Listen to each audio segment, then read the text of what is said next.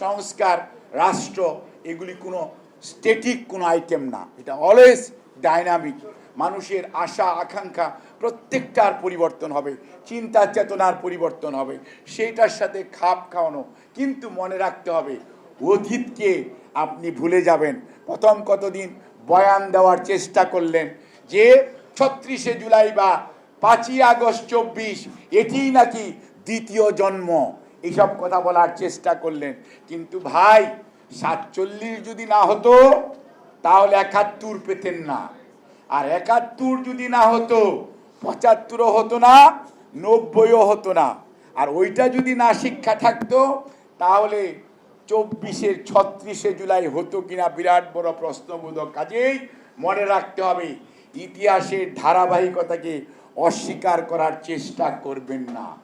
সেই আবু সাইদ বলেন, মুগ্ধ বলেন, আমার ভাই হোক, যারা হারিয়ে গেছে, গুম হয়েছে, যাদেরকে আমরা যে অপদস্থ হয়েছি, আমাদের বিরুদ্ধে যে এরকম শত শত মামলা, দেশনেত্রী বেগম খালেদা জিয়া যাকে চিকিৎসা করতে যেতে দেওয়া হয় নাই, তখন ব্যঙ্গ করে বলা হয়েছে এখনো উনি যায় না কেন। আপনাদের খেয়াল থাকার কথা, লন্ডনে উনি সাংবাদিকদেরকে বলেছিলেন।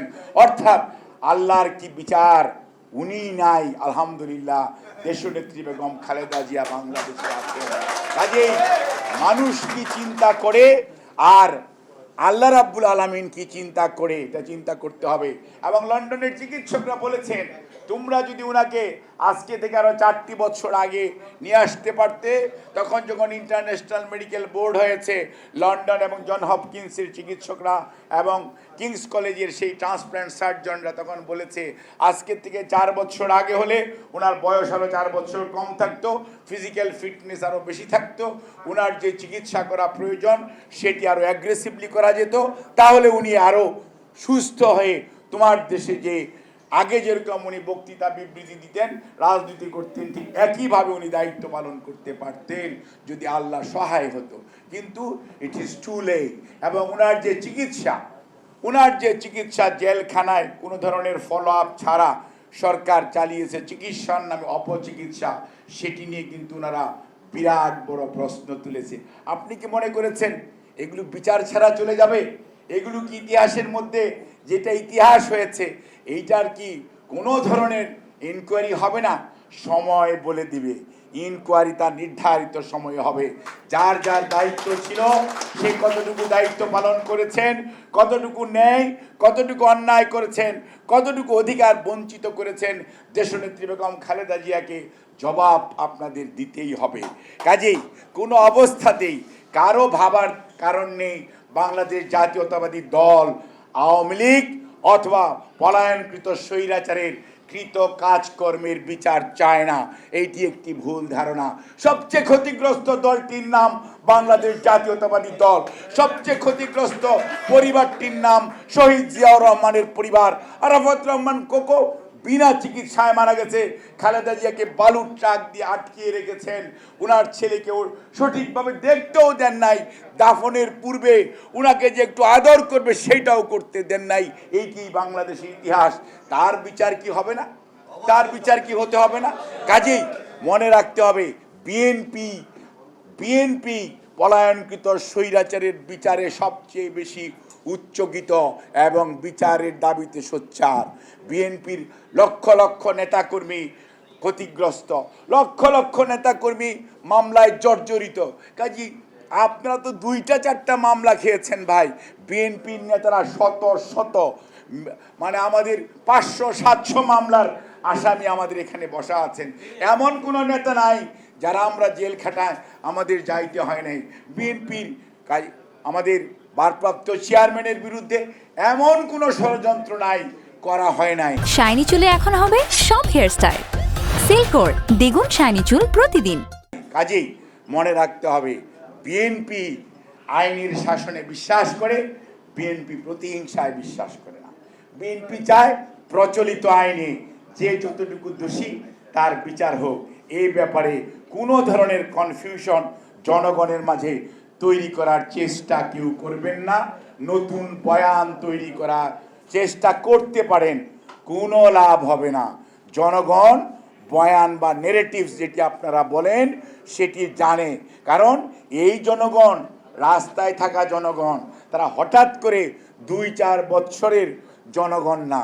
তাদের এক একজনের পলিটিক্যাল কেরিয়ার এবং রাজনীতি সম্পর্কে তাদের যে ধারণা সেটি দীর্ঘদিনের, কাজেই তারা সেটা বিশ্বাস করে। দয়া করে মানুষকে বোকা বানানোর চেষ্টা করবেন না। আর একটি কথা আমি এখানে আজকে স্পষ্টভাবে বলতে চাই, সংস্কারের কথা বলেন ভাই, অনেকের তো আপনাদের তখন জন্মও হয় নাই। সংস্কার আপনারা জানেন, এই দেশে একদলীয় শাসন ব্যবস্থা করেছিল তৎকালীন পলায়নকৃত স্বৈরাচারের পূর্বপুরুষরা। গণতন্ত্রের কথা বলে বাকশাল করেছিল। বাট এই তো বিএনপি প্রতিষ্ঠাতা শহীদ জিয়াউর রহমান, তিনি প্রথম বহুদলীয় গণতন্ত্র প্রতিষ্ঠা করেছিলেন। 79-এর নির্বাচন, ওই সংসদের নির্বাচনের ইতিহাস দেখেন, সকল রাজনৈতিক দল অংশগ্রহণ করেছিল। বহুদলীয় গণতন্ত্র পুনঃপ্রবর্তক হচ্ছে শহীদ রাষ্ট্রপতি জিয়াউর রহমান। অর্থাৎ সংস্কার দিয়ে বিএনপির যাত্রা শুরু। আজকে দেশের উন্নয়নের কথা বলেন, শহীদ জিয়াকে বলা হয় আধুনিক বাংলাদেশের রূপকার। আজকের যারা বয়স্ক মুরব্বীরা আছেন, 71, 72, 73, 74-এর পরীক্ষার যে আমাদের মেট্রিক ইন্টারমিডিয়েট পরীক্ষার কথা মনে আছে, তখন সাংবাদিকরা লিখত গণ টুকাটুকি। এত টিভি তো ছিল না, কয়েকটা মানে বিটিভি ছিল, আর হইতেছে কয়েকটা পত্রিকা ছিল। পত্রিকায় লেখা হইতো গণ টুকাটুকি হচ্ছে। কিন্তু এই জিয়াউর রহমান সাহেবের আমলে যখন 7ই নভেম্বরের পরে জনগণ ভালোবেসে বন্দিদশা থেকে বের করে এনে দায়িত্ব দিলেন, তখনই কিন্তু আপনার এই দেশে ডিসিপ্লিন কি জিনিস সেটি আসলো এবং এই গণটুকাটুকি বন্ধ হলো। অর্থাৎ দেশকে কিভাবে ডিসিপ্লিন এবং উন্নয়নের দিকে নিয়ে যাওয়া যায় এবং তলাহীন ঝুড়িকে কিভাবে তলা ঠিক করে স্বয়ম্বর জাতিতে পরিণত করা যায়, এবং যে জাতি পিএল 480-র গম না আসলে খাবার পেত না, সেই বাংলাদেশ প্রথম চাল রফতানি করে শহীদ রাষ্ট্রপতি জিয়াউর রহমানের আমলে। আজকে আমরা সবাই সুন্দর সুন্দর কাপড় পরে বসে আছি, এই আরএমজি গার্মেন্টস সেটির কিন্তু প্রতিষ্ঠাতা শহীদ রাষ্ট্রপতি জিয়াউর রহমান। আজকে আমরা বিদেশে আমাদের 1 কোটির বেশি মানুষ কাজ করে, সেটি শুরু করেছিলেন শহীদ রাষ্ট্রপতি জিয়াউর রহমান। অর্থাৎ অর্থনৈতিক মুক্তি, অর্থনৈতিক উন্নতি, আধুনিক কৃষি ব্যবস্থার জন্য সবচেয়ে যার অবদান শহীদ রাষ্ট্রপতি জিয়াউর রহমান। আজকে ইলেকট্রিসিটি নিয়ে কথা বলেন, রুরাল ইলেকট্রিসিটি, গ্রামে কোনোদিন আমরা হারিকেন জ্বালিয়ে পড়েছি, কুপি জ্বালিয়ে পড়তাম আমরা যখন স্কুল কলেজে পড়েছি ভাইয়েরা। আমি ঢাকা শহরের লোক না, আমি গ্রামের মানুষ। কাজেই সেই মানুষ আমরা যখন এই রুরাল ইলেকট্রিফিকেশন বোর্ড REB যেটার নাম, এইটার প্রতিষ্ঠাতা শহীদ রাষ্ট্রপতি জিয়াউর রহমান। আজকে যে ডিপ টিউবওয়েল এগুলো যেগুলো আছে BRDB বলেন, ওইটার প্রতিষ্ঠাতাও শহীদ রাষ্ট্রপতি জিয়াউর রহমান। অর্থাৎ কৃষির উন্নয়ন, কৃষকের উন্নয়ন শহীদ রাষ্ট্রপতি জিয়াউর। অর্থাৎ সংস্কার দিয়ে যেটার শুরু বেগম খালেদা জিয়া।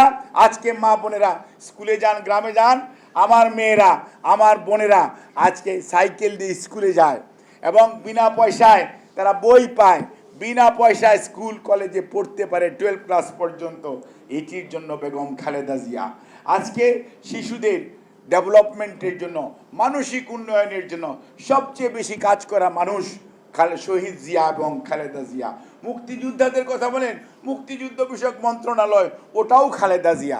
শিশু নারীর কথা বলেন, সেটার উন্নয়নের সাথেও জিয়াউর রহমান, খালেদা জিয়া। অর্থাৎ আমি যে কথাগুলো বলতে চাই, ছিলেন রাষ্ট্রপতি শাসিত সরকার, সেটিকে আপনারা এই বেগম খালেদা জিয়া 91 নির্বাচিত হওয়ার পর সংসদীয় গণতন্ত্র বিরাট সংস্করণ, এটাই প্রথম, এটা একটা বড় সংস্কার, সেটিকে স্বীকার করবেন না। এই কথাগুলি বলার উদ্দেশ্য হচ্ছে সংস্কার চলমান প্রক্রিয়া, রাষ্ট্র চলমান প্রক্রিয়া, মানুষের, রাষ্ট্রের, নাগরিকদের আশা আকাঙ্ক্ষা চাহিদা প্রতিদিন চেঞ্জ হবে। আগে এক সময় হেঁটে হেঁটে হজে যাওয়া যেত, এখন তারপরে জাহাজে চড়ে হজে যেত। যাদের বয়স আমার মতো তারা দেখেছেন যে হিজবুল বাহার জাহাজে হজে যেতে হতো। তারপরে আসলো, কারণ প্লেনে জাহাজের হজে যাওয়ার কথা আগে কল্পনাও করা যেত না রে ভাই। আজকের বাস্তবতায় যদি আপনারা শুনেন, এই ছোট ছোট ছেলেমেয়েরা মনে করবেন এটা তো হাসির কথা বলতেছেন। আর আজকের বাস্তবতা হচ্ছে আমরা সবাই প্লেনে যাই। অর্থাৎ ইটস এ গ্রাজুয়াল ডেভেলপমেন্ট, এবং এই সংস্কারের সাথে যদি আমরা খাপ খাওয়াতে না পারতাম, আমরা যদি আগের সেই তেজগাঁও বিমানবন্দরই থাকতো, তাইলে ওই উত্তরার ওই বিমানবন্দর যদি চালু না হইতো, যেটা জিয়া এয়ারপোর্ট ছিল after the assassination of late president Ziaur Rahman 91, যেটা স্টার্ট হয়েছিল, সেইটা তাহলে কি এত প্লেন উঠতে পারতো? অর্থাৎ মানুষের চাহিদা, দেশের মানুষের চাহিদা, 7.5 কোটি মানুষ ছিল, আজকে 18 কোটি মানুষ। কাজী মানুষের এই চাহিদার সাথে যদি খাপ খাওয়াতে না পারা যায়, তাহলে তো চলা যাবে না। এবং এইটার জন্যই সংস্কার, রাষ্ট্র, এগুলি কোনো স্ট্যাটিক কোনো আইটেম না, এটা অলওয়েজ ডাইনামিক। মানুষের আশা আকাঙ্ক্ষা প্রত্যেকটার পরিবর্তন হবে, চিন্তা চেতনার পরিবর্তন হবে, সেইটার সাথে খাপ খাওয়ানো। কিন্তু মনে রাখতে হবে, অতীতকে আপনি ভুলে যাবেন। প্রথম কতদিন বয়ান দেওয়ার চেষ্টা করলেন যে 36শে জুলাই বা 5ই আগস্ট 24 এটিই নাকি দ্বিতীয় জন্ম, এইসব কথা বলার চেষ্টা করলেন। কিন্তু ভাই, 47 যদি না হতো তাহলে 71 পেতেন না, আর 71 যদি না হতো 75ও হতো না, 90ও হতো না।